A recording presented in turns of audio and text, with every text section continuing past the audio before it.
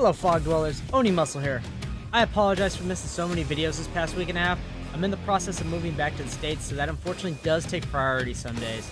I'll try to be better about uploading vids, but just a heads up, I won't be posting videos after August 18th since all my stuff will be packed up until we get to Virginia. I'll keep you guys informed about what's on the shrine on my Twitter and Instagram as usual though. Now, on to the shrine. First up from Freddy comes Fire Up. Each time a gen gets repaired, you get a token. For each token, you get a stackable 3%, 4% at tier 3, speed buff to picking up, dropping, vaulting, damaging generators, and kicking pallets and doors for the remainder of the trial, up to a total of 20% at tier 3. This does stack with any other speed boosting perks and add-on you have, so have fun with this, Brutal Strength, Bamboozle, and either Coup de Grace or Agitation on Wraith with the Shadow Dance add-ons, and have a fun crack build, and just watch how fast you do everything. It's insane.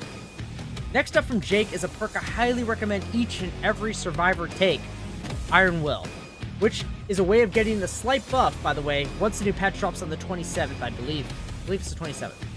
Iron Will's effect is simple. It reduces the grunts of pain caused by injuries by 50%, 100% at tier 3. This allows for some awesome mind games, as many killers listen for survivors' pain noises to find them, or determine if they lost them in chase or not. Do note, survivors, that this perk does not work in the dying state, only No Mither does that. Nor does it affect your normal breathing what you do when you're fully healed. Originally, this was half countered by Strider, but once the new patch drops, Iron Will no longer be countered by Strider, but killers using Strider will still be able to hear to a normal breathing, which is increased by that perk. Keep that in mind, survivors. Next up is our final killer perk. From the poster board Trapper comes Unnerving Presence. Survivors within your terror radius have a 10% greater chance of triggering skill checks. This also affects the increased chance of skill checks when using toolboxes, or the greatly increased chances when trying to remove a reverse bear trap. In addition to this increased chance, the triggered skill check success zones are reduced by 40%, 60 at tier 3. Combine this with Hex Huntress Lullaby, Colorophobia from the Clown, and Overcharge from the Doctor to keep the survivors from being able to make any of those checks. And last but not least is our final survivor perk. From Quentin comes Wake Up. Once all the gens are completed, you are able to see the exit gates. 120 meters is the size of all maps, so don't worry about the range.